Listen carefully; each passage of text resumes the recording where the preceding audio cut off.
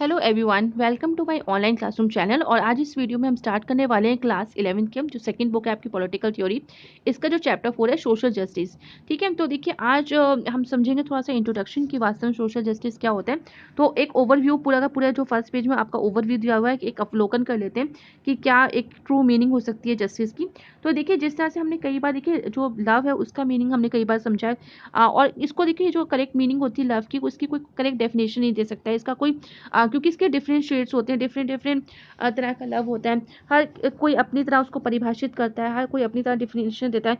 तो इसी तरह से हम जो जस्टिस भी है उसको भी एक तरह से हम लव की तरह भी ले सकते हैं, उसको कंपेयर कर सकते हैं। इन एडिशन देखा जाए तो वो जो लव और जस्टिस होते हैं एक सिमिलर, एक इक्वल, एक तरह का पैशनेट रखते हैं, जो रिस्पॉन्स करते हैं दूसरों के लिए भी, और दूसरे भी सेम ही इसको रिस्पॉन्स करते हैं। जिस तरह से वो लव को ट्रीट करते हैं उस तरह से वो जस्टिस को भी ट्रीट करते हैं। ठीक है, जैसे कि देखिए जब लव है उससे कोई नफरत नहीं करता, उसी तरह से जस्टिस से भी कोई किसी तरह से नफरत नहीं करता है। सबको एक जो भी होते हैं लोग, उनको इक्वल जस्टिस चाहिए होती है। जिस तरह से आप कह सकते हो कि हर कोई चाहता है कि उनको दूसरे लोग जो है वो प्यार करें, तो इसी तरह से जस्टिस भी उसी तरह से कि न्याय भी सब लोग चाहते हैं, और न्याय भी इसको पसंद भी करते हैं सभी लोग। बट देखिए अनलाइक लव, देखिए लव जो है हम देखा होगा कि हमारे रिलेशनशिप्स जो होते हैं जिनके साथ, हाँ उन्हीं के साथ जो है वो सोचते हैं कि सिर्फ हम उन्हीं से लव करते हैं, बट जो हमारे जो दुश्मन होते हैं या फिर जिनको हम पसंद नहीं करते, तो उनको हम इस तरह से लव नहीं करते। तो उसी तरह से देखिए जो जस्टिस होती है वो भी कुछ इसी तरीके से होती है, बट इसका जस्ट अपोजिट आप कह सकते हो कि जस्टिस जो है वो कंसर्न करती है हमारे खुद के जो नज़दीक जो रिलेटिव्स होते हैं या रिलेशनशिप जिनसे होते हैं उनसे ये सिर्फ संबंधित नहीं होती है। जस्टिस जो होती है वो पूरी सोसाइटी से संबंधित होती है, किस तरह से कंसर्न करती है लाइफ से डिफरेंट डिफरेंट लोगों से। सभी को एक इक्वल राइट मिलना चाहिए कि वो जस्टिस उनको मिल सके। और जितने भी पब्लिक लाइफ में जो ऑडिट होते हैं, प्रिंसिपल्स होते हैं, जो भी सोशल गुड्स होते हैं, सोशल ड्यूटीज़ होती हैं, उनको डिस्ट्रीब्यूट करना चाहिए सोशल जस्टिस के अंतर्गत among different members of society. उन सबको भी इक्वल जस्टिस मिलनी चाहिए। और साथ ही देखिए as such questions of justice are of central importance for politics. और इस तरह के जो क्वेश्चंस होते हैं जस्टिस से रिलेटेड, वो काफ़ी इंपॉर्टेंट सेंट्रल टॉपिक्स होते हैं, सेंट्रल इंपॉर्टेंस होती है उनके पॉलिटिक्स में। तो इस पूरे चैप्टर में देखिए जब हम पढ़ लेंगे तो हमें क्या क्या चीज़ें समझ में आ जाएंगी। एक तो हमें ये समझ में आ जाएगा कि identify some of the principles of justice, कुछ जो प्रिंसिपल्स हैं, जो सिद्धांत है जस्टिस के, वो हमें समझ में आ जाएंगे। और किस तरह से उनको आगे और फॉरवर्ड करना है डिफरेंट सोसाइटीज़ और at different periods of time में, किस तरह से उनका यूज़ है, किस तरह से इंप्लीमेंट करने हैं।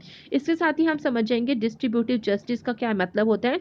फिर हम बात करेंगे जॉन रॉल्स के आर्ग्यूमेंट की, कि एक फेयर और जस्ट सोसाइटी जो होती है जिसमें सबका इंटरेस्ट होना चाहिए मेंबर्स का, और किस तरह से उनको डिफेंड करना चाहिए ऑन रैशनल ग्राउंड्स पे। तो ये सारे जो पॉइंट्स हैं ये हम समझ जाएंगे। तो चलिए अब स्टार्ट करते हैं व्हाट इज जस्टिस। तो देखिए जस्टिस क्या होता है। तो ऑल कल्चर्स या ट्रेडिशंस में आप देखेंगे तो इस तरह के क्वेश्चंस का आपको काफ़ी ज़्यादा, जो जस्टिस के क्वेश्चंस होते हैं, इस तरह के अलग अलग जवाब आपको मिलेंगे। आप जब भी मीनिंग पूछोगे कि जस्टिस का क्या मतलब होता है, तो आपको डिफरेंट डिफरेंट तरीके से इस कॉन्सेप्ट को समझाया जाएगा। वो एंशियंट इंडियन सोसाइटी थी, तो उसमें जो जस्टिस है वो किस तरह से कनेक्टेड है, किस तरह से एसोसिएटेड है। तो वहाँ पे ये एसोसिएटेड है धर्म से। ठीक है, धर्म में कहा जाता है जो धर्म होता है, हमारा धर्म होता है, रिलीजन होता है, उसमें कहा गया है कि सोशल जस्टिस क्या होती है।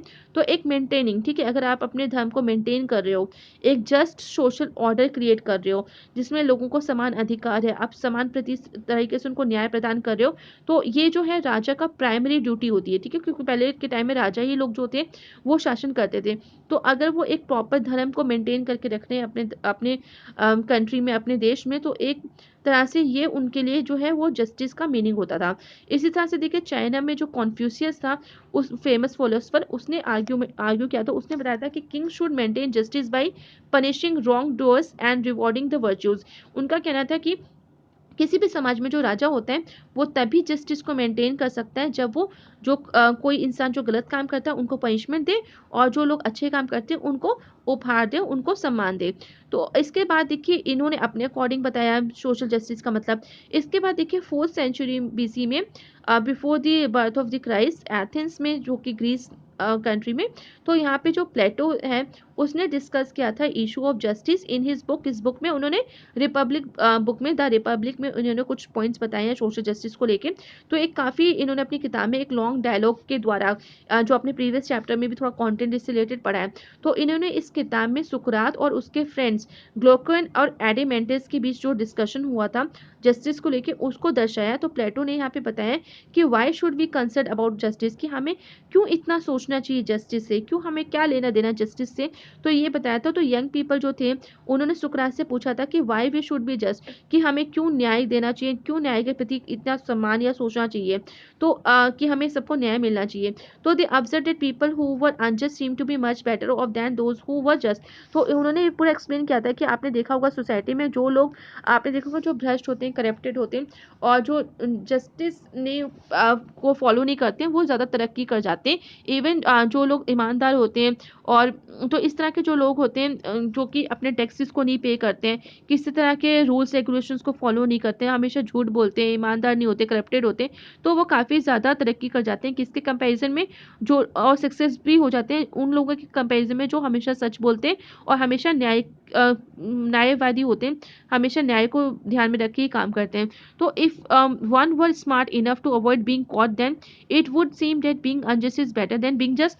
तो लोगों को भी सोसाइटी में लगता है कि जब इस तरह के जो लोग हैं जब वो लाइफ में सक्सेसफुल हो जाते हैं और जो सच बोलते हैं वो लोग पीछे छूट जाते हैं, तो लगता है कि क्यों ना उन्हीं को ही फॉलो किया जाए।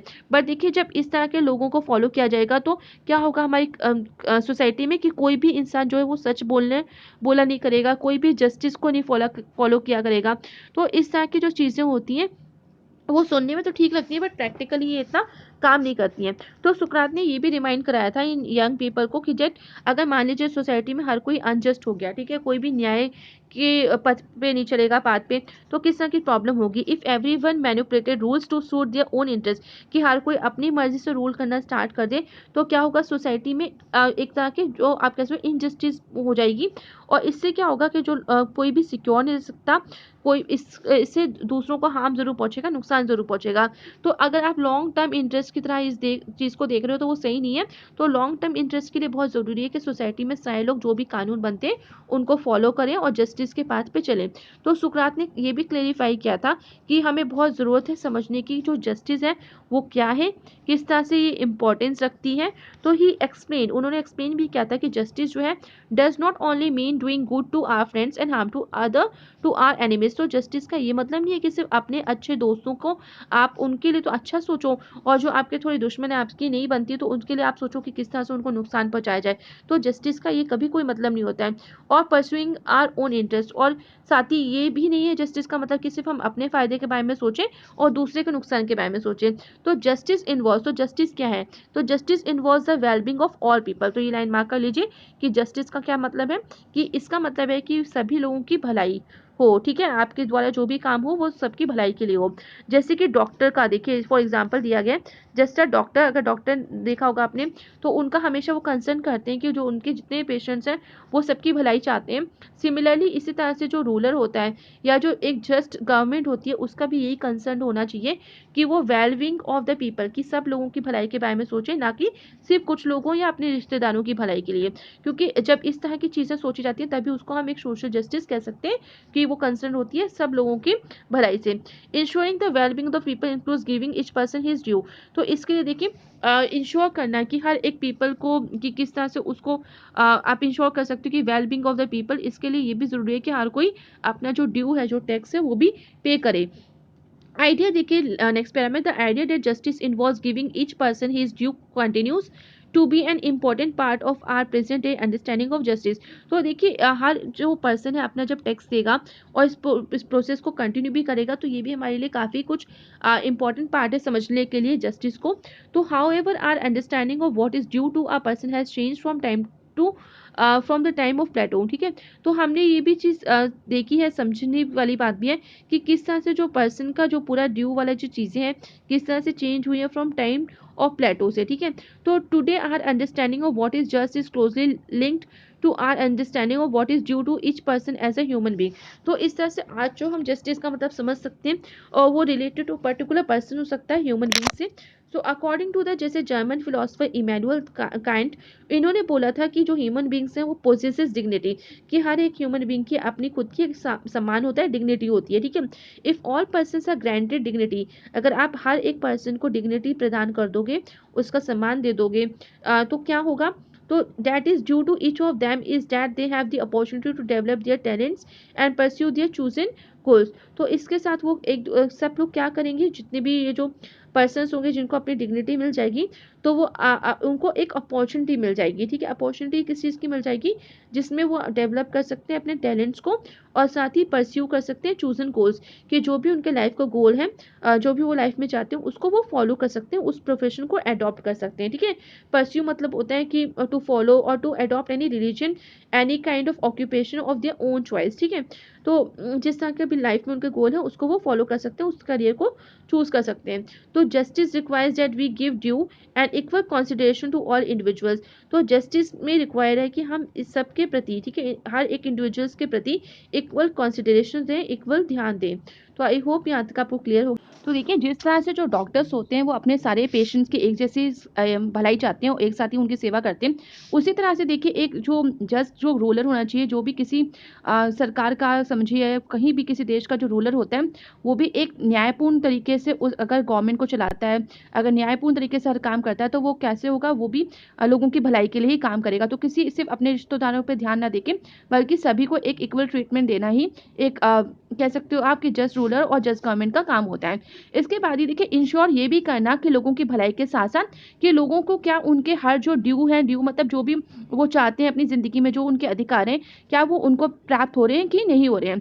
तो देखिए नेक्स्ट पर आ रहा है कि the idea that justice involves giving each person his due continues to be an important part of our present day understanding of justice. तो आज के ज़माने में अगर आपको प्रेजेंट डे टाइम में अगर जस्टिस को समझना है, न्याय को अच्छे से समझना है, तो इसके लिए बहुत ज़रूरी होता है कि आप जस्टिस का जो आइडिया है, जो कॉन्सेप्ट है, उसको समझिए, क्योंकि वो इन्वॉल्व करता है हर एक पर्सन के ड्यूज़ को, ठीक है। जो भी वो ज़िंदगी में चाहता है, उसके क्या अधिकार है, उसको ये समाहित करता है, इन्वॉल्व करता है। तो देखिए, हमने ये भी समझा कि टाइम टू टाइम जिस तरह से चीज़ें चेंज होती हैं, उसी तरह से जो इंसान जो भी उसके गोल होता है, जो भी उसके राइट्स होते हैं, जो भी वो अपनी लाइफ में चाहता है चीज़ें, वो भी डिफरेंट डिफरेंट हो जाते हैं, ठीक है। तो उनके फॉर्मेट भी चेंज होते जाते हैं। तो टुडे अगर इस आज के टाइम के अकॉर्डिंग अगर आप देखना है कि जस्टिस को आप किस तरह से रिलेट कर सकते हो, क्लोजली लिंक कर सकते हो, तो उसके लिए बहुत ज़रूरी है कि आप लोगों की इच्छाओं को समझिए, उनके ड्यूज़ के, उनके अधिकारों के बारे में जानिए। इसी तरह से देखिए, जर्मन फिलोसफर थे एक इमैनुअल कैंट, उन्होंने बोला था कि ह्यूमन बींग्स जो होते हैं वो पोजेस करते हैं डिग्निटी, ठीक है। सब अपनी गरिमा को, अपनी रिस्पेक्ट को बहुत अहमियत देते हैं। तो इसी तरह से अगर हम सारे पर्सनस को उनकी डिग्निटी जो है वो ग्रांट कर दें, उनको दे दें, तो इससे क्या होगा, वो आगे चल के अपनी लाइफ में बहुत सारी अपॉर्चुनिटी उनको मिल जाएगी, जिसकी वजह से वो क्या कर सकेंगे, अपने टैलेंट्स को डेवलप कर सकते हैं और साथ ही जो गोल्स वो चाहते हैं उनको वो प्राप्त कर सकते हैं, उसको फॉलो कर सकते हैं, उसको अडॉप्ट कर सकते हैं। इसी तरह से देखिए, justice requires that we give due and equal consideration to all individuals. इसके साथ ही ये बात भी बहुत ज़रूरी है कि जस्टिस जो है हमें किस तरह से रिक्वायरमेंट होनी चाहिए, जस्टिस को हर एक इंसान को, हर एक इंडिविजुअल को ये इक्वल उसके अधिकार दे, इक्वल कंसिडरेशन दे, एक कह सकते हो आपके न्याय का एक पूरे अच्छे तरीके से बंटवारा हो, सबको वो इक्वल राइट्स मिले। तो आई होप यहाँ तक आपको क्लियर हो गया होगा। बाकी का जो नेक्स्ट पैरा का जो कंटेंट है वो मैं अपनी नेक्स्ट वीडियो में एक्सप्लेन करूंगी। So thank you everyone and please like share subscribe this channel for more update.